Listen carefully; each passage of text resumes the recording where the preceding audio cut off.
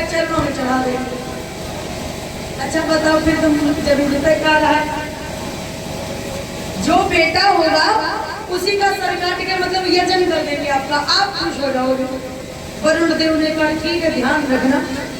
वरुण देव चले गए। रानी ने गर्भ धारण किया, पुत्र का जन्म हुआ। राजा ने पता चला बेटा हुआ, बड़ा दान किया। अरे भैया बड़े चाहे से तो हुआ, यज्ञ किया, खूब दान किया, गाय हाथी घोड़ा रथ सेवक भोजन हर जिसकी जैसी जरूरत। मांगने वालों में एक पंडित जी आए। धनी दानपाल सूची है तो इस प्रकार से है कि 51 मुद्राएं निरंकार सीतापुर से, 201 मुद्राएं कन्हैया सिंह राठौर भदौना से, 20 मुद्राएं लाला राम भदौना से, 51 मुद्राएं गोविंद कश्यप सुरजीपुर से और 1100 मुद्राएं डॉक्टर राजीव सिंह राजू भदौना से। भगवान के से तुम शोभित करें, भगवान की दृष्टि में शामिल ऐसी कामना है। एक पंडित जी आए मांगने वालों में और कहा राजा साहब हमारी इच्छा पूरी करो। तो राजा ने कहा बताओ महाराज हमारे बेटा हुआ है, जो इच्छा है उसको बताओ। तो उन्होंने कहा हम अपनी इच्छा अकेले बताएंगे। तो इन्होंने कहा चलो। एक कमरे में लेकर गए तो वो ब्राह्मण नहीं थे, वो थे भगवान वरुण, असली वेश में आ गए और बोले अब उस बच्चे का सर लाओ। और राजा ने भी बच्चे का मुंह नहीं देखा, केवल सुना था कि बच्चा हुआ है। तो राजा ने कहा महाराज बच्चा आपका है। जब उन्होंने कहा सुतम कुरुम यज्ञम सुतम कृत्वा पशुम परम पावनम, यज्ञ करो और उसकी बलि चढ़ाओ। राजा ने कहा महाराज बच्चा आपका है लेकिन कम से कम बाहर तो निकलन दो, छठी डटोन वगैरह ये हो दो। बच्चा आपका है हम चढ़ा देंगे, सब उसका ले जाना। पर भगवान चले गए। 11वें दिन फिर आए। अब तो राजा सोचे महाराज पहली बार 11वें दिन जब रानी बाहर निकली, बच्चे को गोद में लिया, सोई वरुण भगवान प्रकट हो गए, अब लाओ बलि चढ़ाओ। तो राजा ने कहा महाराज एक काम करो, अभी 11 दिन हुए, मान लो बाहर निकल गए लेकिन कोई शुद्धि थोड़ा ही हुई है। शुद्धि कब होती है? बोले 1 महीना बाद। राजा बोले हे सुरश्रेष्ठ 1 मास पूर्ण हो जाने दो, मेरी पत्नी और बेटे की भगवान शुद्धि हो जाने दो। 1 महीना हो जाने दो तो पूर्ण मासी पुनः। जब 1 महीना पूरा हुआ, अच्छा वरुण भगवान का तो चूक महीना है, ये जितने दिन बतावा तो वो 1 दिन बाद फिर प्रकट। 1 महीना बाद भगवान फिर आए, हमारा अब यज्ञ करो बलि चढ़ाओ। अब राजा सोचे तो इतनी मेहनत करी तब बेटा हुआ, अब क्या करें? तो राजा ने कहा महाराज एक काम करो, हमारा बेटा अभी उसके दांत नहीं निकलेंगे, और जब तक दांत न निकल आए तब तक वो पशु बलि के योग्य नहीं होता है। तो कहा ठीक है कोई बात नहीं, कब निकलेंगे दांत? माताओं बच्चे के दांत कब निकलते हैं? साल में निकले होते ना। जैसे ही दांत निकले तो भगवान फिर ही आए, अब लाओ। अरे कहीं महाराज हम कहीं दांत तो निकलते हो। वरुण बोले दांत तो निकल आए। इंद्र महाराज हरिश्चंद्र बोले ये तो दूध के दांत है, भाई बच्चे के दांत कहाँ निकले? कोई बात नहीं, अब धीरे धीरे थोड़ा बच्चा बड़ा हुआ तो दूध के दांत टूटे और फिर दूसरे दांत निकले। फिर भगवान वरुण आए, अब तो बोले महाराज दांत तो निकल आए लेकिन अभी संस्कार नहीं हुआ है, और क्षत्रिय बालक जब तक कवच धारण न कर ले, ब्राह्मण बालक जब तक जनेऊ धारण न कर ले, और क्षत्रिय बालक जब तक कवच धारण न कर ले तब तक वो कोई गिनती में थोड़ा ही रहता है। तो महाराज ने कवच कहाँ धारण किया है? संस्कार विहीन मेरा सुत है, कैसे मैं उससे याद करूं?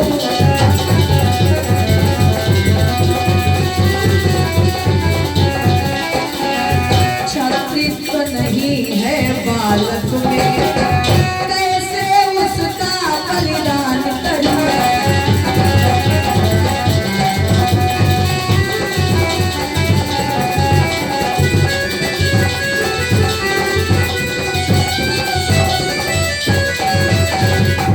जब तक समावट तक कवच धारण न हो जाए तब तक हम उसकी बलि नहीं चढ़ा सकते। वरुण भगवान बोले राजन, हमें लगता है कि तुम अपना वचन भूल रहे हो, अपने पुत्र मोह के कारण तुम हमें दिन ब दिन टाल रहे हो। लेकिन सुनो, अभी हम जा रहे हैं और जिस दिन तुम्हारे बच्चे ने कवच धारण किया हम उसी दिन आएंगे।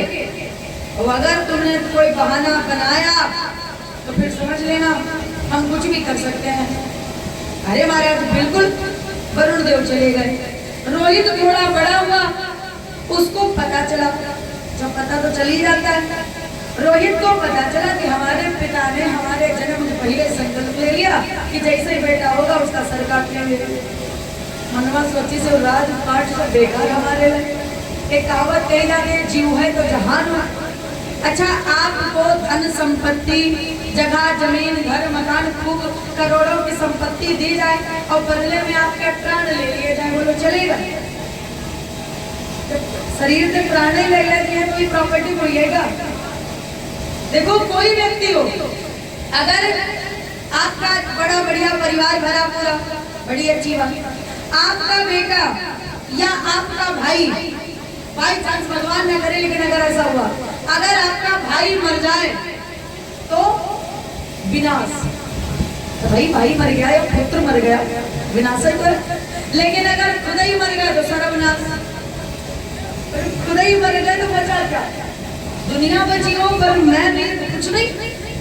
रोहित ने सोचा, मन में विचार किया, मरने से बढ़िया है कहीं जंगल में जिंदा तो रहूंगा। वो उसने क्या किया कि एक दिन रात्रि में रोहित जब थोड़ा बड़ा हुआ, घर छोड़ पिता का चला गया। रोहित को पता चला मेरी बलि होगी, सोचा जंगल में रह लूंगा, परिवार आदि सब त्याग दिया।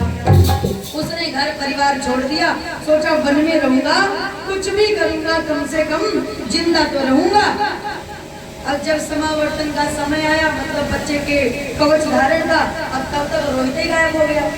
लेकिन वरुण देव वो अपने टाइम पर जो आगे हमको वादा रहा है, वरुण भगवान प्रकट हुए, कहा राजन यज्ञ करो। अब राजा बड़े परेशान, यज्ञ तो कर रहे लेकिन करें कहीं को। अच्छा, जब लड़का चला गया अब क्या करें? तो इन्होंने कहा महाराज सुत भाग गया, घर छोड़ गया, मेरा तो बेटा ही भाग गया घर छोड़ के, अब मैं क्या करूं? वरुण देव बोले भागा नहीं, तुमने भगाया होगा, तुमने कहा होगा बेटा तुम भाग जाओ नहीं तो हम तुम्हारा सर काट लेंगे, तभी वो चला गया। हरिश्चंद्र बोले नहीं महाराज हम झूठ नहीं बोल रहे। वरुण देव बोले अगर झूठ न बोल रहे होते तो तुम पहले ही दिन बड़ी चला देते उसकी, तुम इतना टाइम ही नहीं मांगते हमसे, तुमने जानबूझ के भगाया इसको। और इसलिए ससापंतम नपम कोपात सत्यवादिना भ्रसम। अब भगवान वरुण ने कहा मैं तुम्हें श्राप देता हूं, इतने दिनों से तुम हमारी उम्मीद लगाए थे अब यज्ञ करेंगे अब यज्ञ करेंगे, और फाइनल में तुमने ये किया। आशा नहीं करो निराशा, रोग जलोदर करी है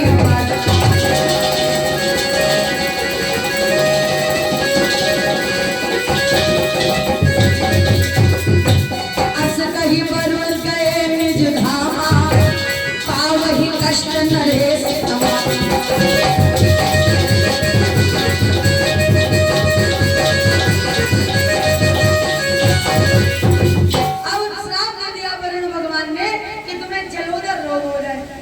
राजा रोगी हो गए, अब बड़ा कष्ट शरीर में, जब कष्ट आ जाए, सुख साधन चाहे जितने हो पर काया रोगों का घर हो।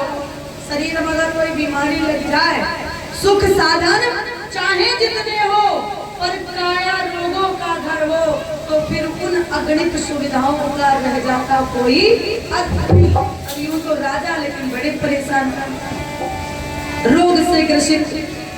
धीरे धीरे ये बात पूरे राज्य में फैली कि महाराज हरिश्चंद्र बीमार हैं। कहां तक पहुंची? रोहित के पास। रोहित को पता चला, उसने सोचा हमें धिक्कार है, पुत्र कहाने पर अगर हमारी वजह से, जिस बच्चे की वजह से उसके माँ बाप कष्ट पाए, उस बच्चे को धिक्कार है। अरे क्या मेरी जिंदगी उन्हीं की तो दी हुई है, वो न होते तो मैं पैदा ही नहीं होता। और अपनी जिंदगी के लिए मैंने अपने माँ बाप को खतरे में डाल दिया।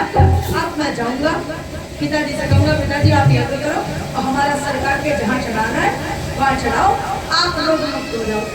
इंद्र भगवान ने एक ब्राह्मण का वेश बनाया। आए, रोहित जी, पंडित जी कहाँ जा रहे हो? तो कहा, उसने बताया पूरी बात, मेरे पिता मुझे बहुत चाहते हैं। इंद्र बोले, हाँ जब तक पूरी दुनिया जानना दे। भाई चाहत न होते तो तुम्हारे जन्म के पहले प्रतिज्ञा थोड़ा कर लेते कि बेटा हो उसका सरकार। रोहित ने सोचा बात सही, जब पिताजी हमें नहीं चाहत तो हम क्या करी, और रुक गया। फिर 1 साल बाद उसने सोचा कुछ भी हो, अरे पिता मुझे नहीं चाहते पर मैं तो उनको चाहता हूँ, मैं जाऊंगा। इंद्र फिर आए। इस प्रकार 1-2 बार नहीं, 5 वर्ष तक रोहित को इंद्र ने रोक रखा। जब उसका मन बना जाने का तब ये आवे और समझाए जाए। तो कहे सुने दिवाली चल जाती है, बताओ जब सुनिए, कहे सुने जब दिवाली चल सकती है तो इंसान लड़का बेटी तो बातें ही अलग है, इंसानों की बातें ही अलग है। इधर महाराज हरिश्चंद्र अपने उस रोग से बड़े पीड़ित, बड़े परेशान। हरिश्चंद्रो की दुखार कहा पाप प्रपंच गुरु मंत्र के। अपने गुरु वशिष्ठ के पास में गए, गुरुदेव हम बहुत परेशान। स्थितम वशिष्ठ में कांते सर्वज्ञम हि तत्परम। एकांत में जाकर के निवेदन किया, गुरुदेव हम क्या करें? तो गुरुदेव ने कहा, देखो जब तक तुम गुरु का यज्ञ नहीं करोगे, अपने पुत्र की बलि नहीं चढ़ाओगे, तब तक तुम रोग मुक्त नहीं हो पाओगे। अब लेकिन महाराज पुत्र कहाँ से आवा, उसका तो कोई ठिकाना, कोई पता ही नहीं कहाँ है। तब गुरुवर वशिष्ठ ने कहा कि पुत्र होते हैं कितने प्रकार के? पुत्र होते हैं 13 प्रकार के। 3 प्रकार की उनमें क्वालिटी होती है, पुत्र, सपूत और कपूत। ये तो उनके गुण अवगुण बताए गए। बाकी 13 लोग जो है वो आपके पुत्र हैं। कौन लोग? सबसे पहले औरस। औरस का मतलब ये होता है कि जिसके साथ में जो आपका विवाह हुआ, सवर्ण पत्नी, सवर्ण पति, सवर्ण पत्नी, तो मतलब जो एक जैसे वर्ण के हैं और परिवार की सहमति से विवाह हुआ, उनके द्वारा जो संतान प्राप्त हुई वो औरस, वो आप सबसे श्रेष्ठ यही होता है औरस। जो ब्रह्म, जो विवाह हुआ और संतानोत्पत्ति हुई। दूसरा है क्षेत्रज। क्षेत्रज का मतलब होता है जिसमें पति मर जाए और उस पत्नी का किसी दूसरे के साथ में पुनः विवाह, फिर जो संतान हो, वो क्षेत्रज। देवर या जेठ के साथ किसी के साथ दोबारा पुनः विवाह हुआ, फिर जो संतान हुई। तीसरा हुआ दत्तक। दत्तक का मतलब होता है जिसको आप गोद लेते हो, मतलब किसी का भी हो, इसमें लेना देना नहीं है, जिसको आपने एडॉप्ट किया वो आपका बेटा। चौथा हुआ पुत्री का पुत्र, नाती, मतलब जो आपकी बेटी का बेटा है वो भी आपका बेटा है, आप उसको गोद ले सकते हैं। और उसके बाद 5वां जो पुत्र है वो कृत्रिम। कृत्रिम कौन? आपके संतान नहीं है, विवाह नहीं हुआ, संतान नहीं हुई, आपके मित्र ने विवाह किया, उसके पुत्र हुआ, तो आपके मित्र का जो पुत्र है वो भी आपका ही पुत्र है, तो उसे आप अपना पुत्र मान सकते हैं। छठे नंबर पर गूढ़ोत्पन्न, जो घर का ही हो किंतु उसके पिता का पता न हो, वो घर का ही पर यह न बताओ किसका पिता कौन है। उसके बाद 7वें नंबर पर अपविद्ध। अपविद्ध वो होता है जिसमें से माता पिता या माता पिता में से कोई एक उसका त्याग कर दे, और तीसरा मतलब माता पिता बेदखल नहीं होता है, बेदखल कर दे और कोई अपने पुत्र के रूप में ग्रहण कर ले तो वो पुत्र। 8वां हुआ कानीन। कानीन मतलब माता कुंती के जैसे कर्ण थे, ये कानीन महाराज पांडु के लिए जो कर्ण है वो कानीन पुत्र है, कानीन पुत्र। उसके बाद में बोले सहोड़। सहोड़ जो विवाह के पहले ही कन्या गर्भवती हो और किसी अन्य के साथ विवाह हो तो उसके लिए वो जो पुत्र होगा सहोड़ होगा। फिर उसके बाद कृत। क्रीत का मतलब है किसी का बेटा और अपने पैसे देके खरीद लिया। पहले ऐसा चलता था ना। और वर्तमान में भी ऐसा होता है, जैसे किसी के बच्चे जन्मदिन की मन करते तो वो दूसरों को दे दिया करते हैं कि 2-4 रुपया खरीद लो, शायद आपका करके बना है। तो क्रीत पुत्र वो भी पुत्र होता है। पौनर्वा वैधव्य प्राप्त करने के बाद कोई स्त्री अगर पुत्र को जन्म दे, स्वेच्छाचारिणी का कोई पुत्र। उसके बाद 12वां है स्वयं दत्त। स्वयं दत्त किसे कहते हैं? तो बोले स्वयं दत्त वो है जो स्वयं आपका पुत्र बनना चाहता हो। वो खुद ही कह रहे हैं मुझे गोद ले लो, मुझे एक्सेप्ट कर लो, मैं आपका बेटा बनकर रहूंगा। तो आपने उसे एक्सेप्ट कर लिया, अपना पुत्र मान लिया, वो भी आपका पुत्र है। 13वां बोले सौत, जो विवाहिता शूद्रा और फिर एक ब्राह्मण के साथ में सहयोग बना, उसके द्वारा जो संतान उत्पन्न हुई वो भी पुत्र। राजा से महाराज वशिष्ठ ने कहा बोले इस प्रकार इस पृथ्वी पर 13 प्रकार के पुत्र बताए गए और इन 13 प्रकार में से कोई भी एक पुत्र, क्योंकि तुम्हारे पुत्र का तो तुम्हें कोई पता नहीं है कि वो कहाँ है, तुम कोई पुत्र गोद ले लो और गोद लेकर के तुम उसका बलिदान कर दो, यज्ञ करो और बलि चढ़ा दो। संसार में बोले जो पुत्र होते हैं औरस, क्षेत्र, दत्तक, ये कृत्रिम, गुणोत्पन्न, अपवित्र, इनके द्वारा जो पिंडदान इत्यादि होता है वो होता है। बाकियों के द्वारा पिंड इत्यादि नहीं मिलता। रही बात पुत्रों में भी जो बच्चे होते हैं ना, ये 4 प्रकार के होते हैं। 4 प्रकार कौन से? ऋणानुबंध, उदासीन, सेवक और शत्रु। ऋणानुबंध, उदासीन, सेवक और शत्रु। सबसे पहले पुत्र होता है कौन सा? जो ऋणानुबंध।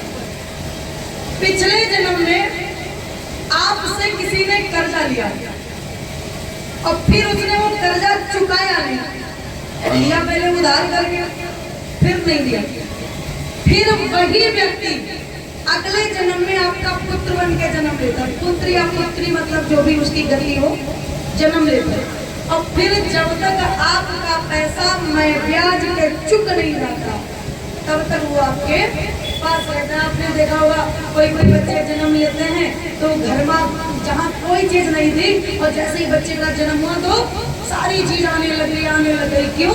क्योंकि वो अपना कर्जा चुकाने लगा। अच्छा, कोई बच्चे ऐसे होते हैं जो जन्म से पहले से माता पिता का खर्चा करवाने लगते हैं। एक तो गांव घर में जिला भर में जन्म नहीं लेते। हाँ, फिर जब बाहर कहीं दूर आपको व्यवस्था करनी पड़ी, लखनऊ, दिल्ली लेके गए, जन्म हुआ और जन्म के बाद अब उनको ICU चाहिए। 4-6 लाख का खर्चा हुआ, पैसा पानी की तरह बहा और अंत में वो बच्चा मर गया। क्यों? क्योंकि उस व्यक्ति से आपने पिछले जन्म में कर्जा लिया, चुकाया नहीं। मैं ब्याज पे आया, वसूल किया, जितने दिन में मतलब जितना उसका पैसा था वसूल लिया, चला गया। ऋणानुबंध जो बच्चे होते हैं, पूर्व जन्म के जो आपके ऋणी हैं, वो इस जन्म में जन्म लेके आपकी सेवा करेंगे, वो अपना कर्जा उतारेंगे। एक एक पैसा जब तक नहीं चुकेगा तब तक वो आपके पास रहेंगे। दूसरे होते हैं उदासीन।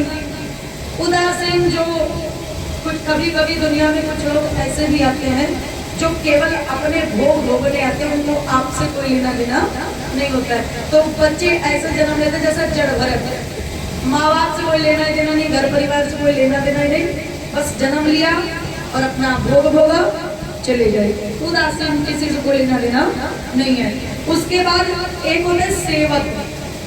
सेवक जो बच्चे होते हैं वो आपने देखा होगा माता पिता की बड़ी सेवा। और चौथा होता है शत्रु, पूर्व जन्म का आपका जो कट्टर दुश्मन होता है, कट्टर विरोधी, जिसने आपका कुछ बिगाड़ नहीं पाया। एक वो कहते हैं क्या बिगाड़ गया, बड़ा प्रयास किया, कुछ नहीं बिगाड़ पाया, फिर अगले जन्म में वो आपकी औलाद बन के जन्म लेता है, पुत्र बन के, और फिर वो तुमका तिल तिल करके रुआवट है। इतना वो नहीं बिगाड़ पाया था, लेकिन अब पूर्व जन्म के संस्कार बाकी रहते हैं। कोई लड़का ये पिछले जन्म की दुश्मन है, हाँ लड़का बिटिया एक ही जन्म में पैदा हुआ, खाली तो नाक कटा हुआ खाते पैदा हुआ। इनको इस जन्म से कोई लेना देना नहीं है, ये अपने पिछले जन्म का कर्जा चुकाने आए हैं। जो भी था, दुश्मनी अधूरी थी तो दुश्मनी पूरी करने। कई जगह आपने देखा होगा बच्चे ने पिता को मार डाला, भाई ने भाई को मार डाला, ये पिछला है। और इस जन्म में रिश्ता कुछ ऐसा बन गया, लेकिन वो पिछले जन्म का बदला लेने आया था, बदला लिया, बात कर रहे। तो इस प्रकार वशिष्ठ जी ने कहा ये 13 प्रकार के पुत्र हैं, तुम इनमें से किसी भी प्रकार से कोई बेटा दत्तक लेकर शुभ यज्ञ विधान करो राजन, होंगे प्रसन्न श्री वरुण देव, रोगों का नाश करो राजन। राजा ने कहा महाराज तो ठीक है। आए दरबार में, अपने मंत्री से कहा मंत्री भर पता करो, अगर कोई महतारी बाप हमका दे दे लड़का, हम गोद लेंगे, बदले में मुंह मांगी कीमत। हालांकि ममता किसी की बिकाऊ नहीं होती है, लेकिन फिर भी राजा ने कहा काम बिगड़ न जाए, बहुत ध्यान से, केयरफुली, प्यार से, अगर कोई मान जाए, लेकिन जिसको भी बताना तो पहले ये बता देना, बाई चांस अच्छा बता कर कि राजा हरिश्चंद्र एक बेटा गोद लेना चाहते हैं, तो भाई माँ बाप सोचे हमारे लड़का राजा बनिए तो ले जाओ तो बता देना, हम उसका सर काटेंगे, उसकी बलि चढ़ाएंगे। मंत्री ने पूरे राज्य में घूमा, जहां जाए कि का महाराज हरिश्चंद्र एक लड़का गोदी भैया है, सोई महारानी बाप राजी हो जाए, हमारा ही भैया। जब बतावे कि वो राजा यज्ञ करेंगे और उस बच्चे की बलि चढ़ाएंगे, तो माँ बाप पीछे हट जाए महाराज। अच्छा बच्चा कैसा भी हो, माता पिता के लिए फालतू है क्या? और माता पिता के लिए तो वो पुत्र है, वो कैसा भी हो। माँ बाप ये कैसे सच छोटे जो बच्चे को पड़े पड़े खिला सकते हैं, वो पड़े पड़े खाए तो भी खिलाएंगे, उनको भी दिक्कत नहीं होती। पूरे राज्य में घूमा, कोई नहीं मिला। अब मंत्री बड़ा परेशान, कहाँ जाए। राज्य में एक पंडित जी रहते थे जिनका नाम था अजीतगढ़। राजा के 3 पुत्र था, नाम अजीत गर्द उनका, विधना ने बेटे 3 दिए।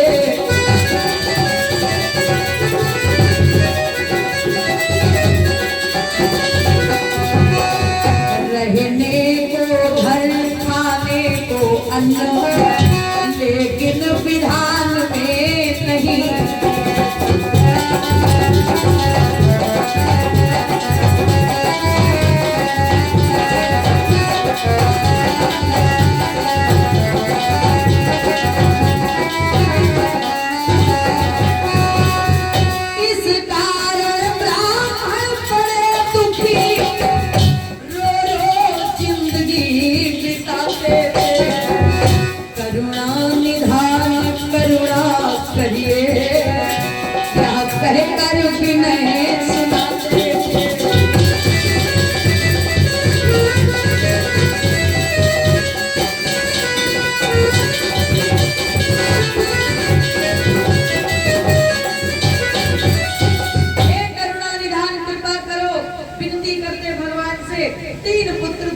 और 2 टाइम भोजन की व्यवस्था नहीं हो पाती थी।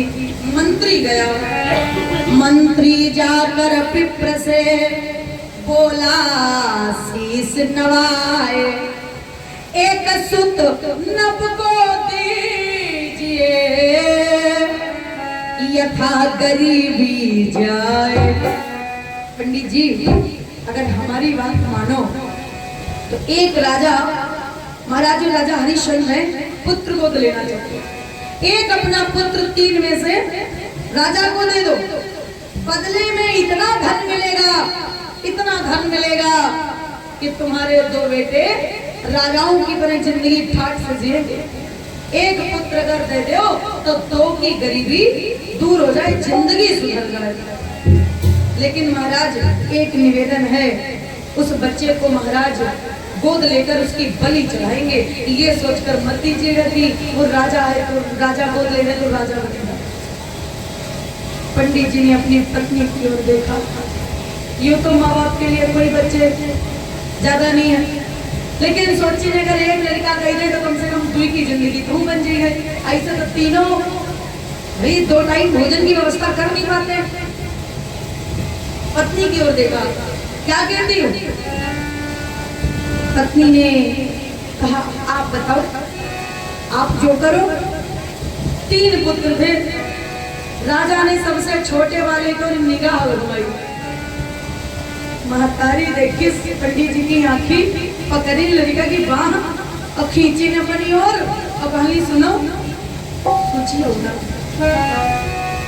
कारण छोटे बेटे को माता ने अपने हृदय से लगा।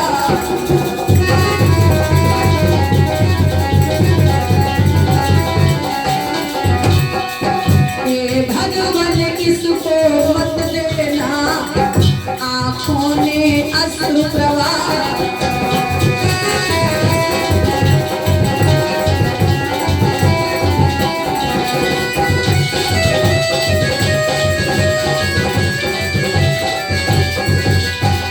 छोटे बेटे का पकड़ा हाथ माने खींचा, गले से लगाया और कहने लगी, माता बोली छोटो पुत्र प्राणन को प्यारो मेरो, जीने का सहारा नहीं दान कर पाओगी।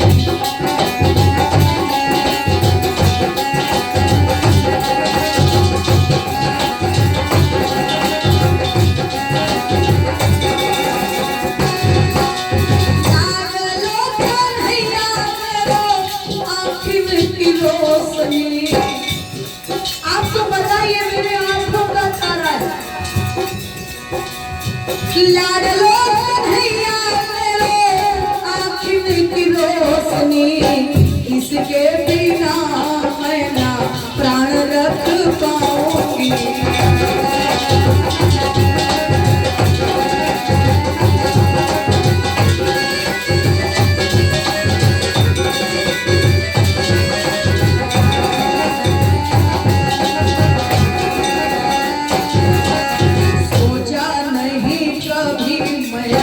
रहूंगी नाथ इसके बिना, कोमल छवि पुत्र की मैं भूल नहीं पाऊंगी।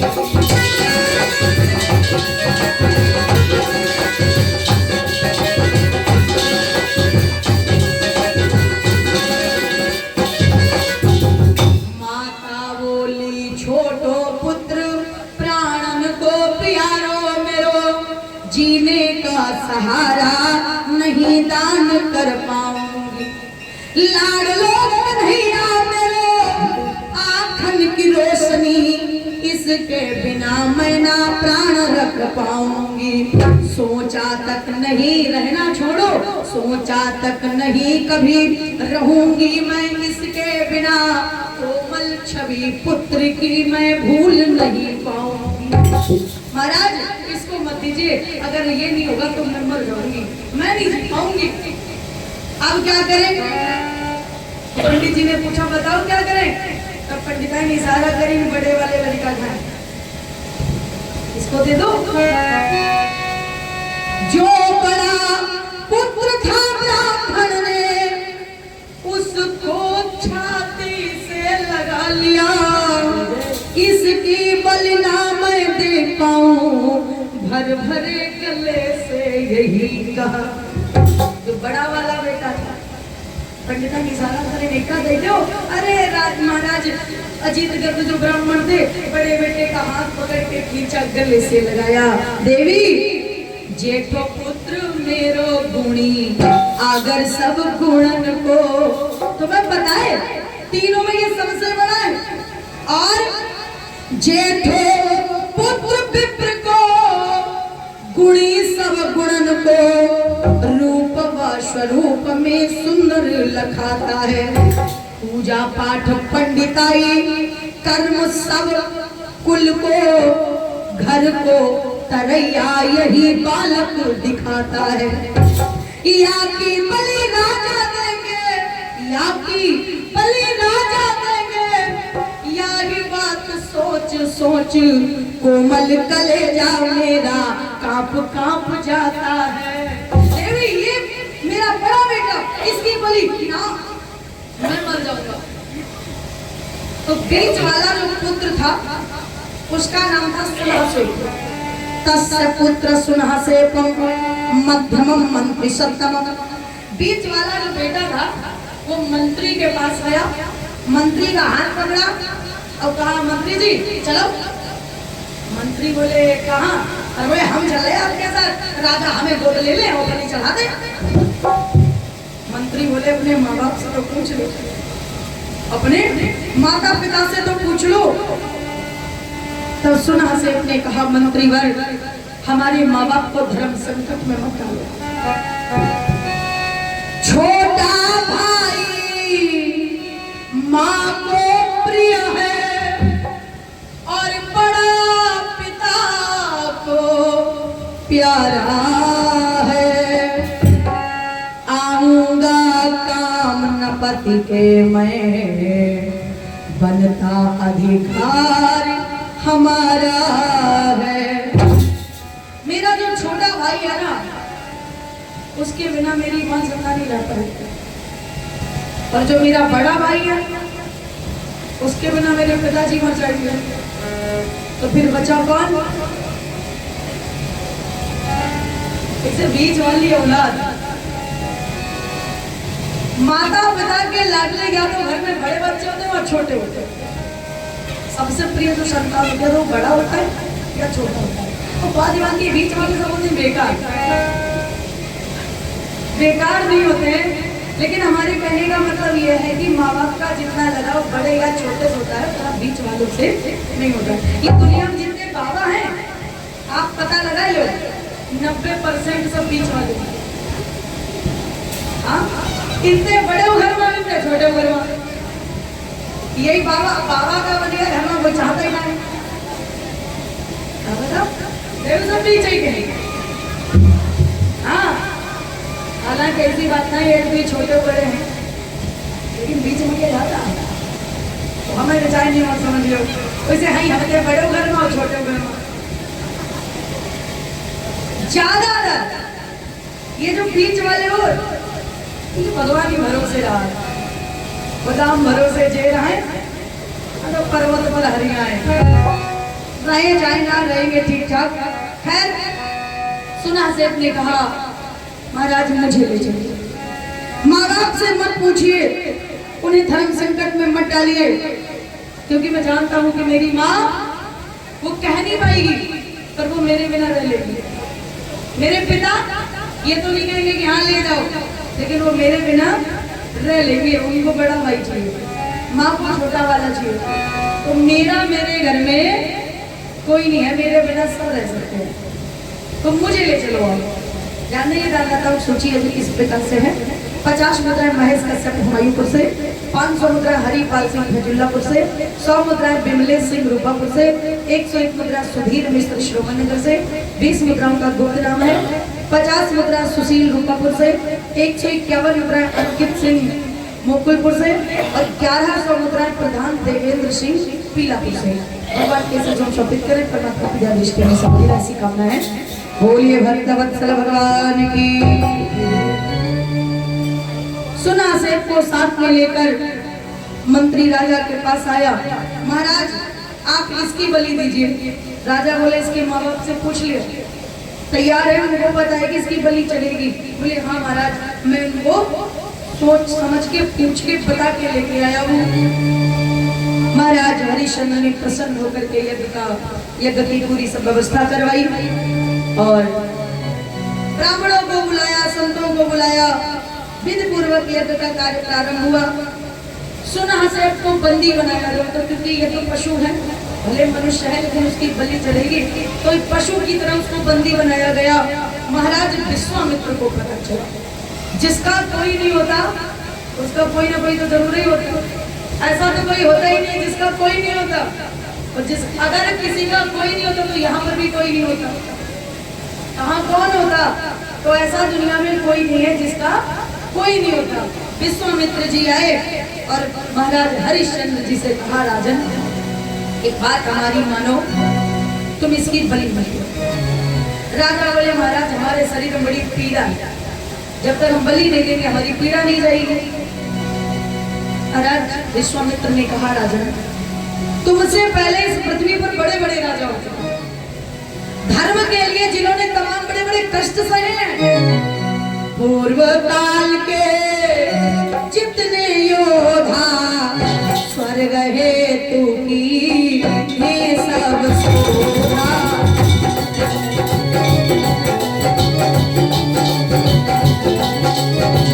हे राजन तेरी पर प्रीति सबकी एक भातिया रीति।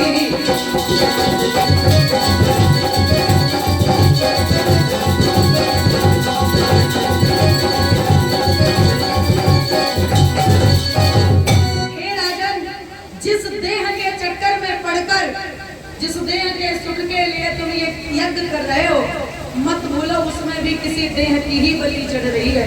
और अपनी देह, अपनी जान सबको प्रिय होती है, अपने प्राण सबको प्रिय होते हैं। इसलिए अपने शरीर के सुख के लिए दूसरे के शरीर को कष्ट पहुंचाना भला ही कहाँ का न्याय है। मत मारो, लेकिन जब व्यक्ति अपने आप से ज्यादा परेशान होता है ना, तो सामने वाले की भली बात भी समझ में आती नहीं है। राजा व्यतीत अधिक मन माही, मानी बात गांधी सुत की नाही।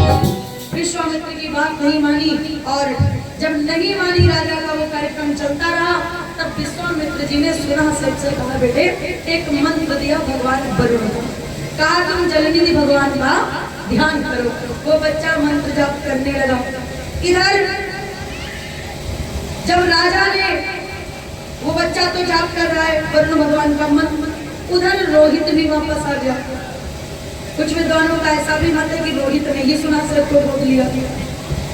रोहित आया और उसने कहा, पिता इसकी नहीं, जिसकी कही थी उसकी बलि चढ़ाओ। यज्ञ पशु की जगह पर अपना सर रखा, पिता हमारा सर काटो, यज्ञ पूरा करो। और जैसे ही राजा ने तलवार उठाई, जब राजा तलवार चलाई, वरुण देव कहीं हाथ छुड़ाई।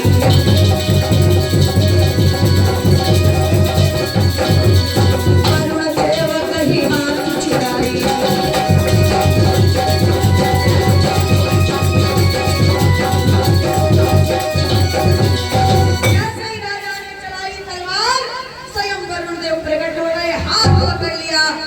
को छीनकर अलग फेंक दिया। बोलिए भक्तवत्सल भगवान की।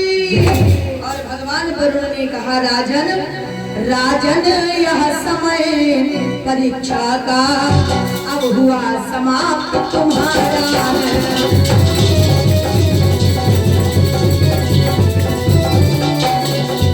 रोगों से मुक्ति पाओगे, यह आशीर्वाद हमारा।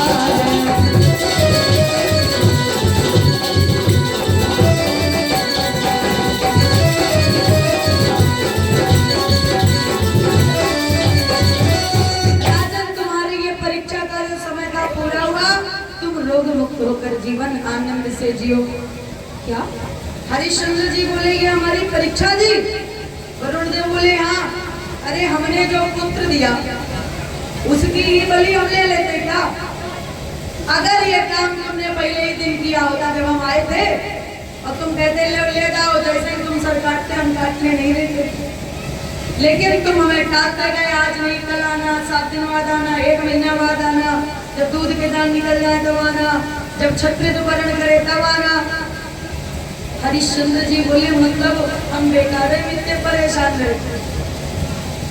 अगर हमने पहले ही दिन अपने बच्चे की बलि देने का प्रयास किया होता तो आज तक ये कितना कैसे इतना कष्ट सहते हम। आज के बाद हरिश्चंद्र बोले महाराज आपको साक्षी मानकर मैं सौगंध लेता हूँ कि आज के बाद जीवन में कभी झूठ नहीं बोलेंगे।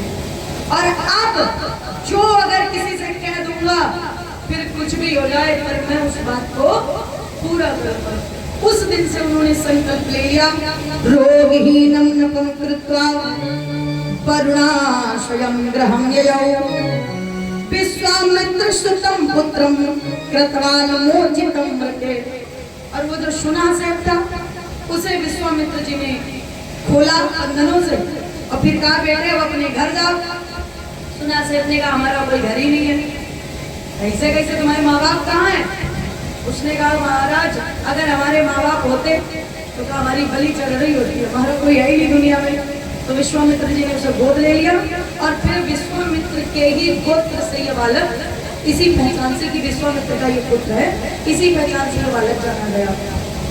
लेकिन विश्वामित्र उस दिन से हरिश्चंद्र पर नाराज हो, मन ही मन बहुत गुस्सा हुआ कि हरिश्चंद्र तुमने हमारी बात नहीं मानी। हालांकि हुआ वही जो उन्होंने चाहा, भाई वो चाहते थे कि सुना सेब न मारा जाए, सुना सेब नहीं मरा, लेकिन हरिश्चंद्र पर वो मन ही मन बहुत गुस्सा हो गए कि मतलब चलो ठीक है लेकिन ये तुमने ठीक नहीं किया। हम एक संत होकर, अच्छा खाली खाली संत है नहीं, विश्वामित्र कौन है? ये ठाकुर बाबा, बाबा तो है लेकिन जन्म से क्षत्रिय है, कर्म से ब्राह्मण है, और इसलिए इनके मन में एक गांठ बन गई कि ये तुमने ठीक नहीं किया। और जो व्यक्ति अंदर अंदर नाराज होए, ऊपर से नाराज हो, तुम पर चिल्ला ले, तुमका डांट ले, फटकार ले, और फिर बात खत्म हो जाए, वह बढ़िया बात है, लेकिन वो जो अंदर वाली बातें ना हो जाए बड़ी खतरनाक।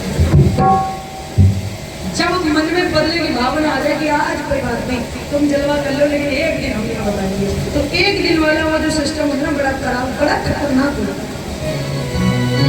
उन्होंने उस दिन से अपने मन में सोच लिया अगर कभी मौका मिला तो हरिश्चंद्र को दिखाएंगे कि हम क्या। धीरे धीरे समय व्यतीत हुआ।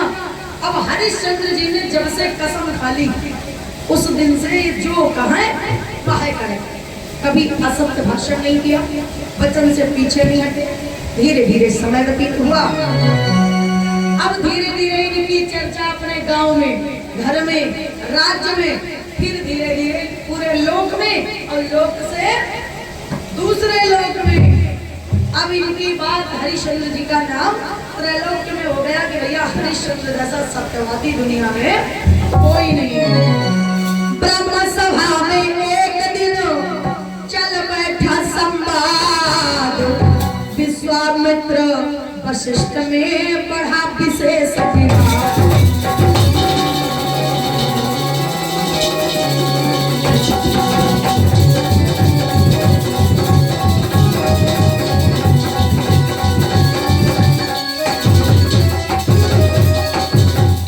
विश्वामित्र और वशिष्ठ की कुछ बातें ज्यादा बढ़ गई। पहले तो ऐसे ही चर्चा होती रही। आजकल धरती पर जब धरती पर कोई काम होता है ना तो देवता लोग पंचायत करते हैं इस बात की, देखो यहाँ पर ये अपने यहाँ जो 21 दिन की कथा हुई रही, यहाँ की चर्चा जरूर स्वर्ग में होती है। हाँ देवता लोग भी तुम देखो हर साल 21 दिन की होती है, कोई कोई अपनी जिंदगी में 7 दिन की एक ना कहा है, 21 दिन की कथा हर साल होती है, तो जरूर चर्चा होती होगी इस वक्त की। तो यह स्वर्ग में चली चर्चा। कहीं न आजकल धरती पर मन राजा तमाम है, लेकिन हरिश्चंद्र जैसा राजा न हुआ न है। तो वशिष्ठ बोले हमें तो लगता है हो भी नहीं सकता।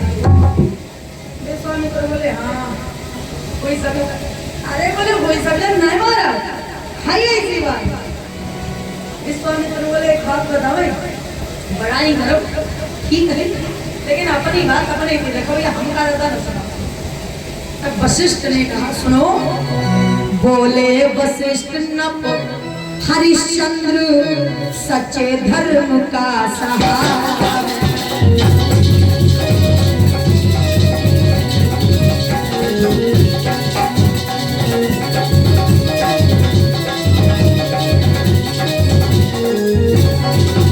भारत ही नहीं भूमि भर का सच्चा सौभाग्य सितारा।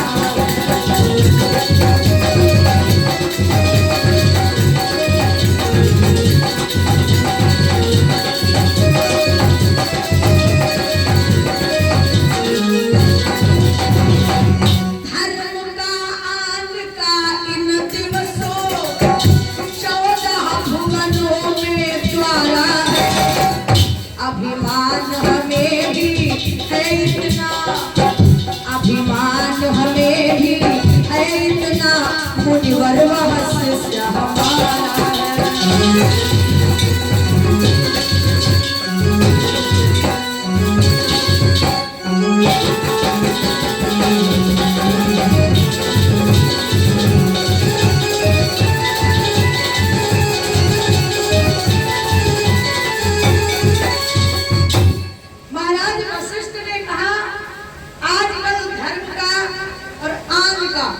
मतलब जो कह देता है वही करता है, सबसे बड़ा सत्यवादी। और हम इसलिए कह रहे हैं ताकि हमें इस बात का घमंड है कि वो हमारा शिष्य है। हमने कहा था ना कि कोई हो, जब बच्चा अच्छा काम करता है तो पिता की छाती अपने आप चौड़ी होती है। गुरु जब शिष्य अच्छा काम करता है तो गुरु को प्रसन्नता तो होती है ना। तो बोले हमें प्रसन्नता इस बात की है कि इतना सब कुछ अच्छा काम करने वाला हरिश्चंद्र और वो मेरा शिष्य है। तो विश्वामित्र बोले एक बात बताएं। गांधी तनय कहने लगे रहने दो ये भाव, यूं पूरे संसार को मुनि अंधा ना बनाओ। बोले महाराज एक बात कहें, अब ऐसे ही रखो कि पूरी दुनिया अंधा ना बनाओ। और सुनो, जब अंधा होए कौन होए, सब दोनों। अच्छा, विश्वामित्र यही कहे, एक तो थोड़ा नाराज है ना हरिश्चंद्र जी से। किस दिन से? उसी दिन से। अरे बोले मालूम है बड़े सत्यवादी हैं, मालूम है बड़े सत्यवादी। हम उनका जानी नहीं रखते हैं, बहुत पहियत बात के फन। रही बात सत्य होता है, व्रत होता है, पर सीमा सबकी होती है। सावन भादों के दिन पाकर सरिता भी बाहर निकलती है।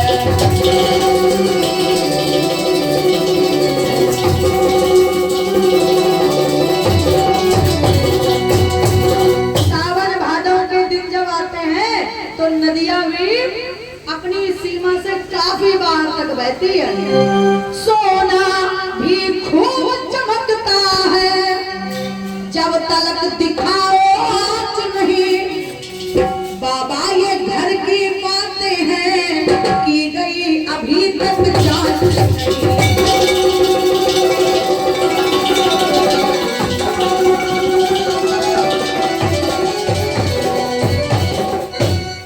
अरे महाराज, सोना और पीतल दोनों का रंग एक ही होता, पता कि नहीं, पीला पीला। और जब आंच दिखाओ तब पता चलता है कि कौन सा सोना है और कौन सी पीतल है। कांच और हीरा एक ही जैसा चमकता है, लेकिन जब आंच दिखाई जाए तो पता चलता है कौन सी कांच है और कौन सा हीरा है। पढ़ाई कर रहा वो परीक्षा करी। बोले वशिष्ठ जांच ही सही, जिस तरह तुम्हारी इच्छा हो, भावी लोगों को शिक्षा हो, भूपति की प्रथम परीक्षा हो। वशिष्ठ बोले एक काम करो, आप जांच कर लो, आप आज दिखाओ, लोगों को भी पता चले और राजा की परीक्षा भी हो। भावी लोगों मतलब आने वाले लोगों के लिए शिक्षा हो रही, परीक्षा ले लो आप। बहस थी विश्वामित्र वशिष्ठ की, और पड़ी किस पर? काम कोई और करता है और फल कोई और पाता है। अब यार लड़ाई में हरिश्चंद्र से कोई लेना देना नहीं। लड़ाई किसकी है? विश्वामित्र और वशिष्ठ। लेकिन इसमें कष्ट किसने पाया? परीक्षा किसकी हुई? कसौटी पर कसा कौन गया? बोले हम परीक्षा लेंगे। ले परीक्षा कैसे? देवताओं तक से इस परीक्षा में मदद मांगी गई। समय अनुसार कहते कि एक बार सबसे पहले तो ये भी परीक्षा का एक हिस्सा था जिसमें उनके राज्य में शूकर का आना, फिर पूरे राज्य में तहस नहस मचाना। तब राजा ने कहा कि रात का समय था, उन्होंने कहा जाओ हम अगले दिन आएंगे। फिर उसी को ढूंढने जब महाराज गए तब रास्ते में शूकर को मारने के लिए जब वापस उधर से लौट रहे थे, कौशिकी नाम की नदी के किनारे पहुंचे तो वहां पर विश्वामित्र जी ब्राह्मण के भेष में मिले। ब्राह्मण का भेष बनाया और कौशिकी नदी के किनारे छाया में खड़े थे अकेले। हरिश्चंद्र जी का नियम था। और दूसरी चीज ये भी है कि ब्राह्मण का भेष ऐसा होता है, दुनिया जिसका सम्मान करे। महाराज हरिश्चंद्र ने देखा, राजा ने दंड प्रणाम किया, मुनिवर ने आशीर्वाद दिया। राजा ने प्रणाम किया और फिर पूछा, महाराज कहाँ जा रहे हो? तो विश्वामित्र बोले, क्या बताएं? अरे राजा बोले, महाराज हम सोच रहे हम जा रहे हैं, अगर आप उसी रास्ते से जा रहे हो तो आपको छोड़ दूं, आप पैदल जा रहे हो। विश्वामित्र जी ब्राह्मण के भेष में बोले, हम तो जा रहे हैं अयोध्या। क्यों? राजा हरिश्चंद्र से मिलने। राजा हरिश्चंद्र पर कह रहे हैं और जाने घूम की यही है, लेकिन अनजाने वाले राजा हरिश्चंद्र से मिलने। अब क्यों? उनसे क्या काम? अरे बोले, उनसे हमारा काम है, अब तुम्हें क्या बताएं? वहीं जाएंगे, ये हमारा काम करेंगे। तो हरिश्चंद्र ने हाथ जोड़ी, महाराज सेवक को ही हरिश्चंद्र कहते हैं, जो सेवा हो वो बताओ, क्या सेवा करें आपकी? विश्वामित्र बड़े खुश हो गए, राजन हम तो चलते चलते वैसे बहुत थक गए थे, अच्छा हुआ लोग तुम हमें यहाँ पर मिल गए। हम सोच रहे थे पता नहीं कितना और चलना पड़ेगा। राजन मैं तेरे ही कारण जाता था अवध राजधानी,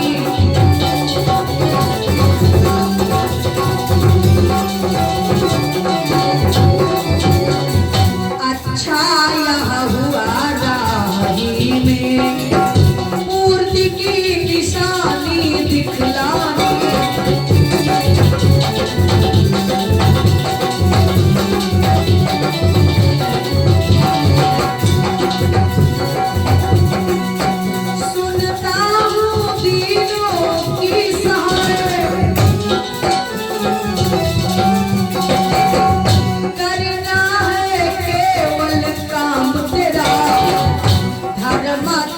धीर धुरंधर है, शुभ दानवीर है नाम तेरा।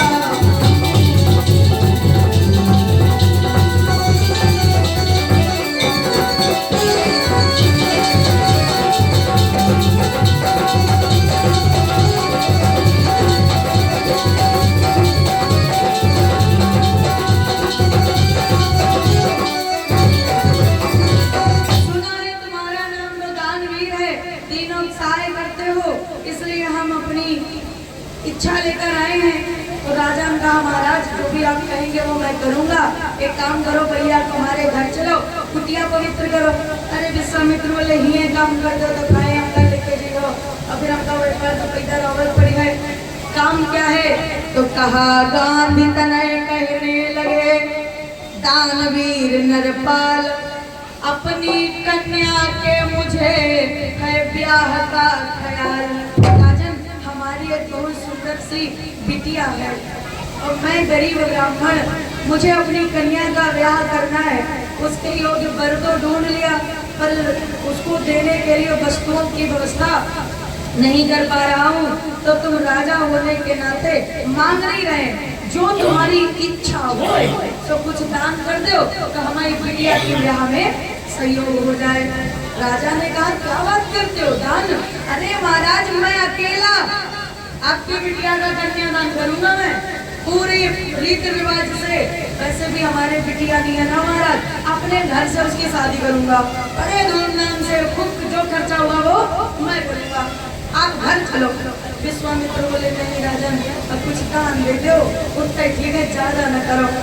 राजा बोले, महाराज यहाँ तो हमारे पास कुछ है ही नहीं, केवल मेरे पास में है कुंजी और लगाम। खाली हमारे हाथ में कुंजी और लगाम है और तुम्हारे पास कुछ है ही नहीं।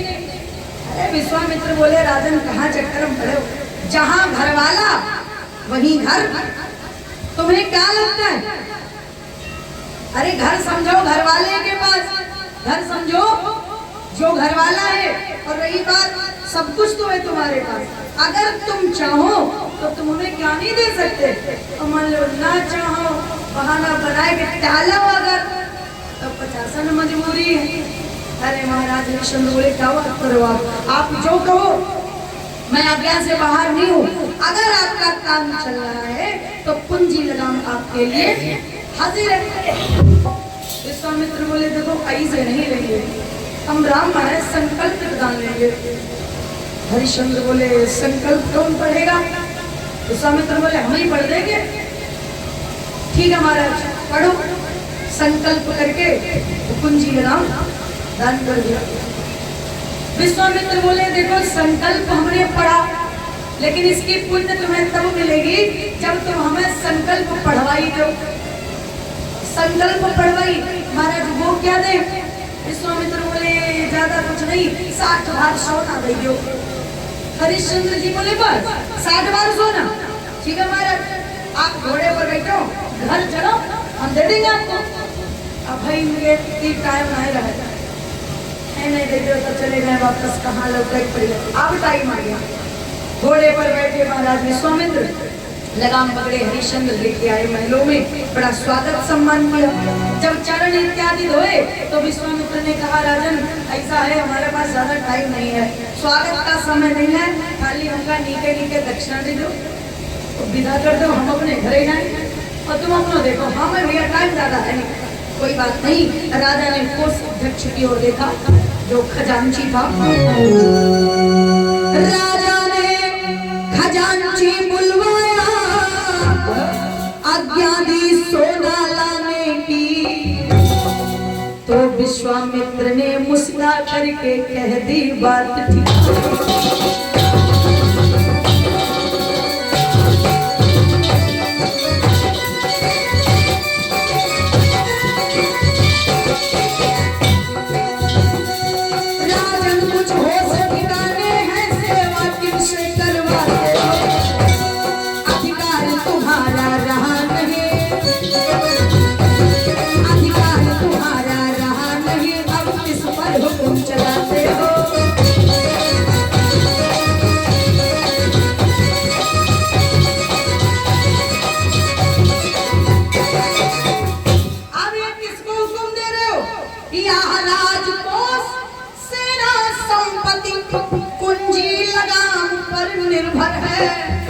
जो कुछ भी है इस कुंजी और लगाम में है, देना हो तो वह दो राजन जो इन दोनों के बाहर। अब कुंजी का मतलब पूरा खजाना और लगाम का मतलब इस घोड़े के द्वारा जहां जहां तक तुमने राज्य जीता है वो सब हमारा हुआ। अब बाहर से लाओ। अब तो खुली नेपाल की आंखें सुनकर बात, हुआ यक हृदय पर मानो वज्राघात। अब राजा को होश आया, फिर बोले नाथ क्षमा करिए, पहले कुछ निर्णय किया नहीं।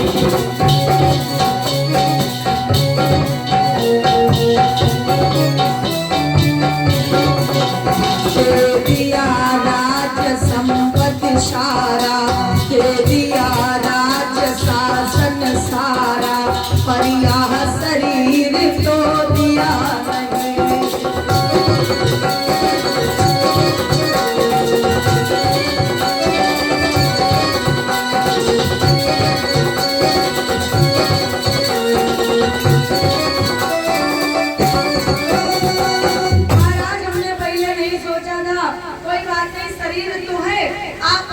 शरीर के द्वारा हमें बेच लो और अदा कर लो।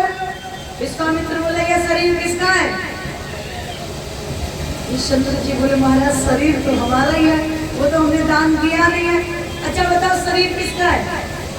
विश्वामित्र बोले तुम्हारा शरीर तुम्हारा नहीं है। किसका है?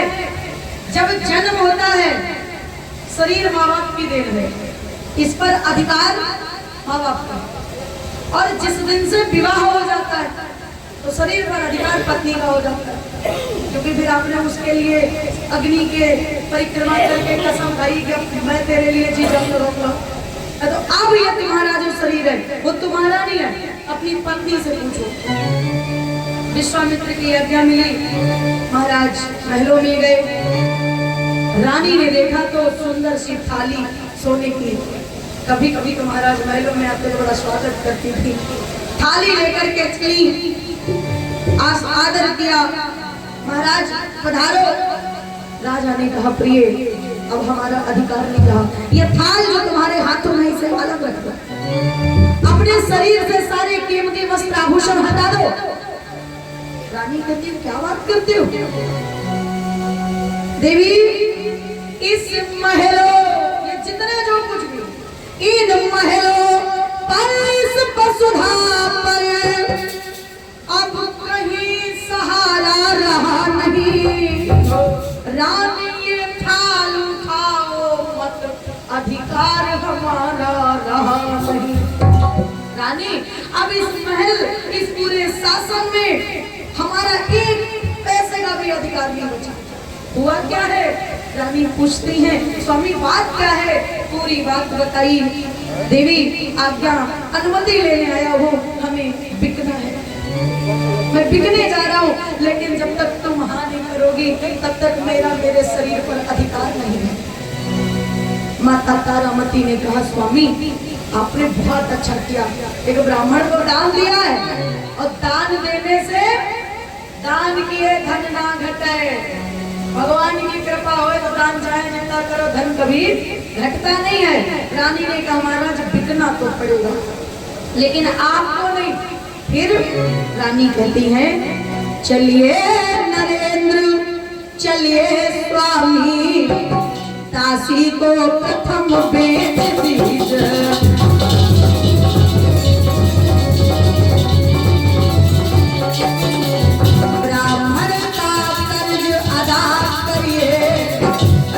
कुल में नाम अमर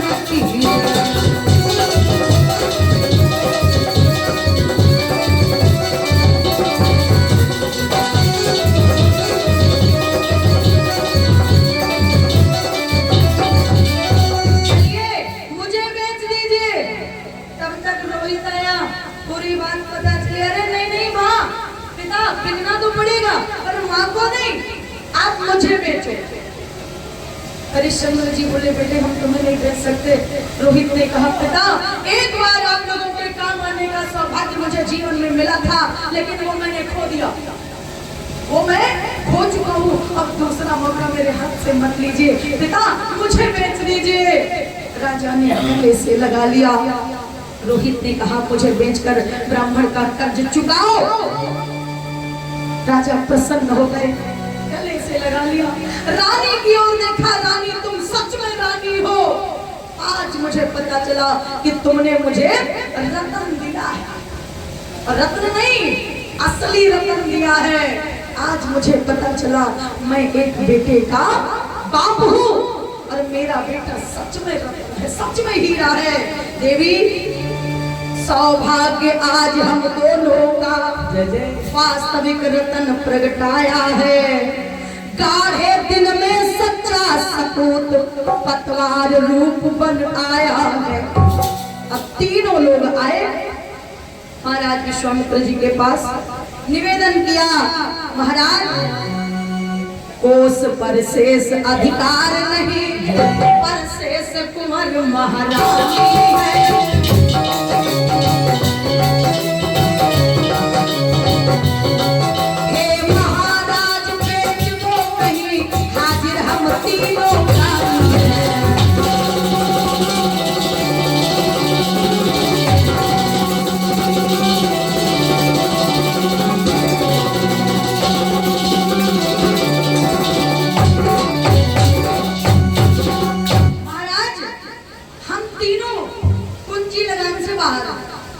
हमें बेच दो, अपना कर्जा चुका लो। विश्वामित्र बोले बात तो ठीक है, लेकिन अच्छा ये बताओ पूरी पृथ्वी पर तुम्हारा राज्य, अगर तुम्हारे ही राज्य में तुम्हें किसी ने खरीदा तो पैसा तो हमारा ही है। फिर भाई पैसा जब बाहर से आवे तथा प्रॉफिट और हमारा पैसा हमें फिर लाभ में का फायदा। लेकिन क्या करें अब फिर सबसे बड़ी बात तुमका खरीदी है गौर। आराम ऐश के बंदों को कौन खरीदेगा? अरे भैया हमारे घर का काम करेंगे। हरिश्चंद्र बोले महाराज भले ही हमारा जीवन बड़े ऐशो आराम में कटा हो, लेकिन हम सच बता रहे हैं, हम सब कुछ करेंगे जो करना पड़ेगा। पूरी पृथ्वी पर आप कहीं आपका मन करे वहां बेच दो। हरिश्चंद्र बोले तो विश्वामित्र ने कहा सुनो, अब दान दक्षिणा पूरी हो गई, तुमने संकल्प ले लिया, हमने ले लिया, तुमने दान किया, हमने स्वीकार कर लिया, तुमने दक्षिणा दी, हमें मिल गई। अब एक काम करो, खाली अपने मुंह में नहीं कर दो, तुम यहाँ अपना राज्य लो और हम अपने घरे डालेंगे। हरिश्चंद्र बोले महाराज और सब कुछ करूंगा और अपनी जबान से नहीं करूंगा, जो दिया है उससे पीछे नहीं हटूंगा। जब तक मैं जिंदा हूं, जब तक मेरे शरीर में प्राण है, बिक जाऊं पुत्र नारी बेचूं, खुद बिकूंगा, अपनी पत्नी बेचूंगा, अपना बेटा बेचूंगा। बिक जाऊं पुत्र नारी बेचूं, दर दर के धक्के खाऊंगा।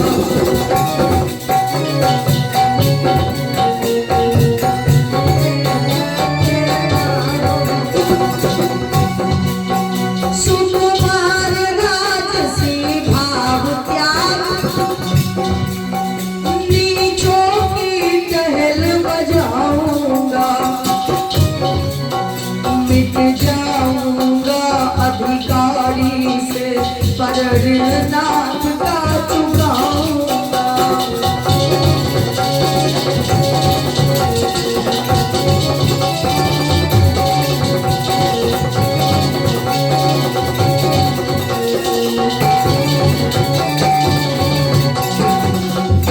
मिट जाऊंगा अधिकारी से, पर सत्य स्वधर्म निभाऊंगा।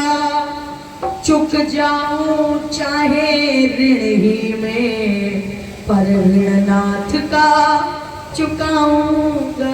महाराज मैं आपका एक एक पैसा चुकाऊंगा। अब बिके कहा? तब राजा बोले यह चक्रवर्ती पद आज मुझे कांटे की तरह खटकता है।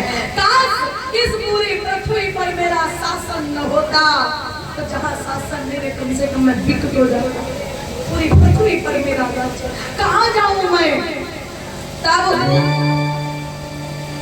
फिर सोचा समझा तो विश्वामित्र ने कहा देखो अगर बिकना चाहो तो जगह तो है, बाजार तो है।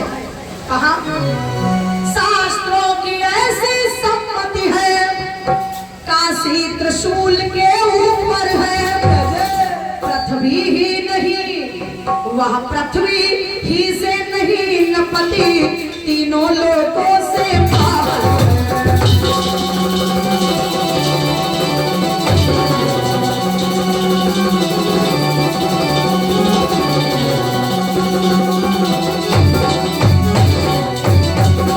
बिकना अगर चाहो तो काशी चलो, क्योंकि काशी केवल पृथ्वी नहीं, काशी तीनों लोगों से अलग है, क्योंकि वो भगवान भोलेनाथ जी का साम्राज्य उनके त्रिशूल पर बसा हुआ है। ठीक है महाराज। नभ मुकुट शिरोमणि त्याग मुकुट, निकला धर्म पर उदासी वर, वह इंद्र विलासी राजेश्वर, चल पड़ा आज सन्यासी बन। रानी का सब श्रृंगार छुटा, केवल तन पर एक साड़ी है। रानी का सब श्रृंगार छुटा, केवल एक साड़ी मोटी है।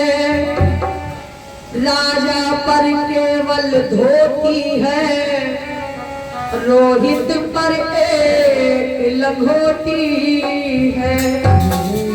सारा श्रृंगार छोटा रानी का, केवल साड़ी धारण किए महाराज के पास केवल एक धोती और रोहित के शरीर पर केवल एक लंगोटी। गई अवध उदासी छाई, जिस समय चले हरिश्चंद्र जब है चले बिकने काशी और पशु पक्षी व्याकुल भय कूकन लागे मोर। जनता समुद्र की तरह उमड़ी ये देखने के लिए, हाहा की पुकार चारों ओर से उठी। गई अवध उदासी छाई, बिकवे जाय रहती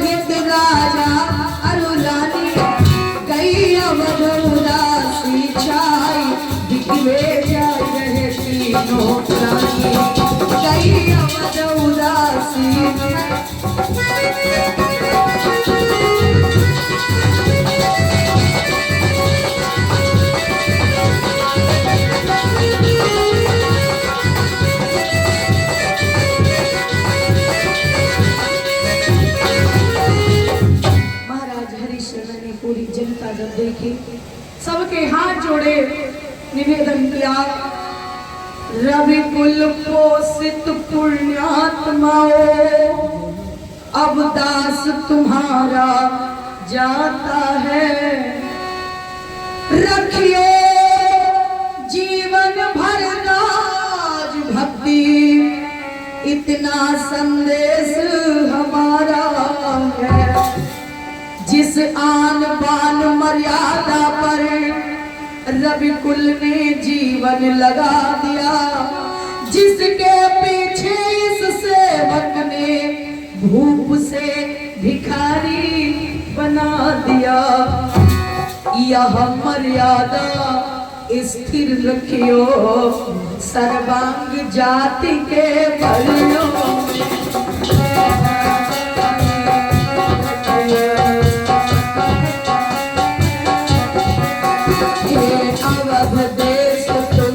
अर्पित हो श्री विप्रदेव के चरणों में।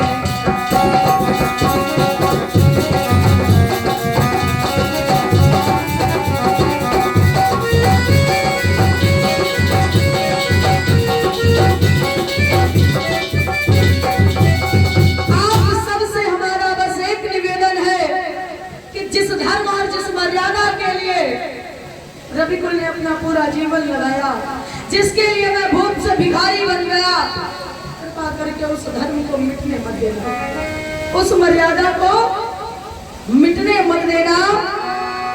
अब प्रणाम करो रजधारी रमा, अब प्रणाम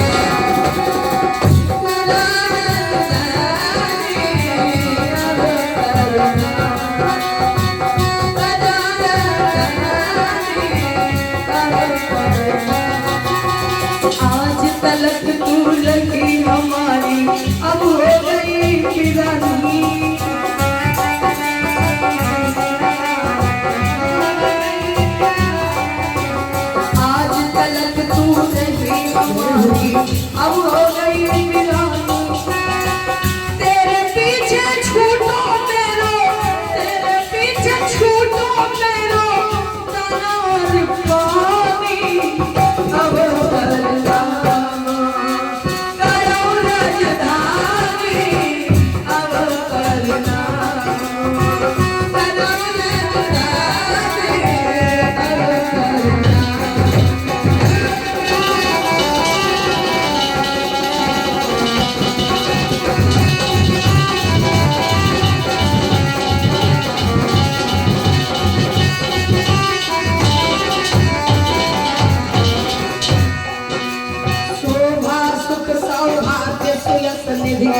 साजन्य निशानी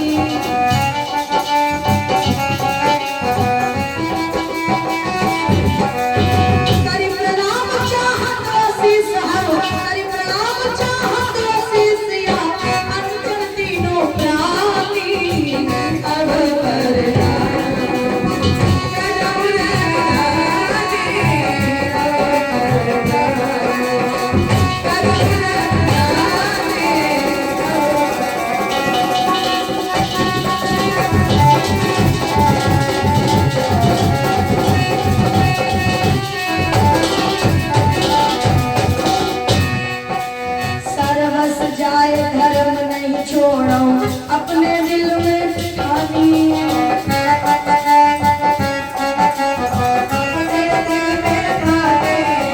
सर्वस जाए धर्म नहीं छोड़ो अपने दिल में ठानी कोई दिन ना अमर हो कोमल कोई दिन ना अमर हो कोमल भयो अवध में पानी अब करना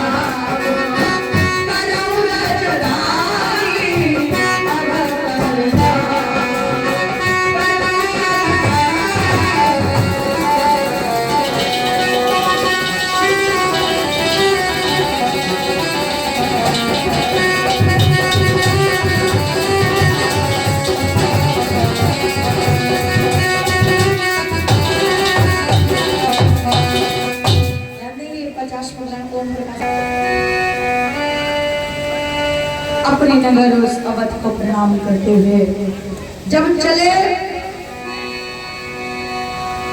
माता तारावती कभी महलों से बाहर न निकली और आज नंगे पैर में पड़ी गए छाले कभी चली गई एक राजा की पुत्री एक राजा की पत्नी चलते चलते पैर में पड़ी गए छाले में कैसे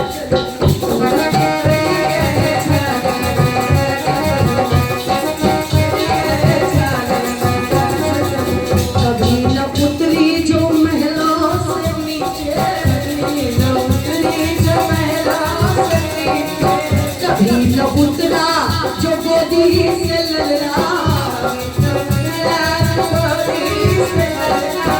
आज चले